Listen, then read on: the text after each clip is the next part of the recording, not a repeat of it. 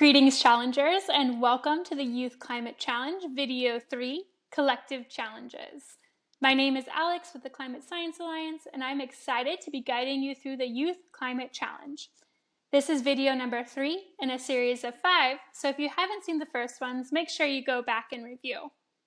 In the last video, identifying the problem, we started to brainstorm some of the different climate challenges we might tackle in our community and actions we could take to address these issues. In this presentation, we are going to start to explore the details of this theme and activities so we can start to formulate our challenge project.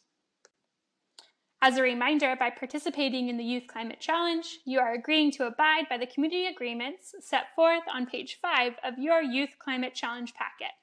Thank you for your recognition of the agreements and participation in this challenge. Let's get started. Now, if you're following along in the Youth Climate Challenge program packet, we will be on page 8 for the duration of this video. You are welcome to write directly into your packet, or feel free to use large sticky notes or a whiteboard or even some sidewalk chalk on the pavement outside if you need more space. For the sake of this video, we will go through this rather quickly. However, you are welcome to pause the video between each section to give your group enough time to brainstorm and record your ideas. This part of the brainstorming process is meant to be high level. We will dive deeper into each of these sections in the next video. We recommend using this opportunity to just get your ideas out on paper, get some feedback from your peers or other challenge groups. The first box we'll be filling in on page 8 is the Actionable Project box. This is where you will put the idea or ideas you landed on from the Identifying the Problem video that you would like to address in your community. These could be anything from researching native plants in your region to creating a climate-friendly plant buying guide for your school or community, to working with your school cafeteria, to identifying ways for waste reduction, or hosting a school-wide cleanup. Your actionable project is built on the climate theme you would like to address in your community and what you're passionate about. The rest of this process that we will go through should be focused around this actionable project and making sure that you have fully thought through all the different angles to turn this idea into action. Remember, it's okay to change your idea if you think that it won't work logistically or you need some work.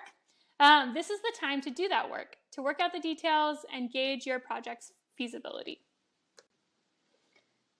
From the Actionable Project box, we turn to the Describe Your Audience box. When implementing any project in the community, it is critical to understand the audience or community that you plan to work with and what considerations you need to make to effectively serve this audience. For example, if my project was to develop a climate awareness workshop to educate other students about climate impacts in my area and what they could do to help, I would need to know a couple of things about my audience to do this effectively. Is this workshop for younger students or older students? Do they have a background on the topics I'm teaching, or do I need to provide more of an introduction? If they are younger students, you might have to teach your content much differently than if they're older students. Each of these groups might also have different needs. Younger students might need to take more breaks than older students. You get the picture. Do all of your workshop participants speak the same language? Or do you need to make your content available in different languages?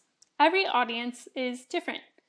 Thus, to best serve your audience, it's important to understand as much as you can about them. There are many ways to find this information if you do not already know, either by researching the community you're connecting with, or even by asking them directly if it's appropriate. Work with your community mentor to best understand the audience you are looking to connect with. Now that you have that project idea and know a bit more about the audience you are looking to serve, it's important to write out the goals you are looking to accomplish. We recommend focusing in on 2 to 3 SMART goals, or goals that are specific, measurable, achievable, relevant, and time-based. SMART. To break that down, make your goals specific and narrow for more effective planning. Define what evidence will prove that you're making progress towards your goals and reevaluate when necessary. Make sure you can reasonably accomplish your goal within a certain time frame. Your goals should align with your values or the values of your community and long-term objectives. And lastly, make sure to set a realistic timeline for accomplishing your goals.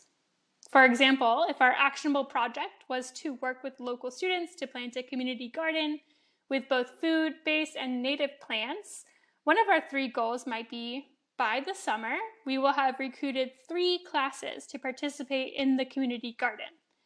This goal meets all of our criteria by being specific, measurable, achievable, relevant, and time-based. Once you have your project idea and understand your audience and SMART goals, it's important to start outlining what you will need in order to accomplish your project. Anything from supplies to volunteers, media assistance, or even permission from certain groups to complete your project. Start to make a list of all the pieces you think you will need to incorporate, and we will revisit this list in the next video. Even the most perfectly planned projects will have challenges to overcome. The most successful projects think about these challenges ahead of time and explore possible solutions they might implement to address these challenges. Some challenges you might consider for your project are things like project timing. Who do you need to coordinate with? Where will you find funding if you need it? And more. Each project will have unique challenges, so take some time to walk through your project with your group and think about where those potential issues will arise and what you will do to address them. Perhaps the most important part of the project planning process is understanding what will success look like when you have achieved it. How do you know that you accomplished what you set out to do? Are there specific metrics or other indices that you will evaluate and measure your success by? If your challenge project is along the lines of a community garden, perhaps your metric of success is number of plants planted, or maybe it's number of people served. How you define success is really up to you. We recommend revisiting your SMART goals here and making sure that you have a metric of success for each goal. Congrats! We've made it to the last box for this section, telling the story of your project, both before, during, and after. Doing this can play a large role in both your success and the buy-in of the community that you are working with. People often want to know what it is you're doing and if there are ways they can support you. Start to think of ways you might tell your story. Perhaps it's through digital media outlets such as social feeds or blogs. Maybe it's through other local news sources. It's good practice to remember your audience and community here. What is the best way to tell them the story? An important logistics note, when presenting your project on any media platform, please make sure that you have obtained needed permission for the use of any photos or quotes that you will use. Never use anyone's likeness or words without their express permission. This concludes the Collective Challenges video of the Youth Climate Challenge. Thank you so much for listening, and we look forward to seeing you in video 4, Finding Solutions That Matter, where we will take what we have outlined here and start to solidify your challenge project. In the meantime, we encourage you to like or subscribe to our channels for engaging climate education content and to share your experiences participating in the Youth Climate Challenge. We can't wait to hear from you. See you all soon.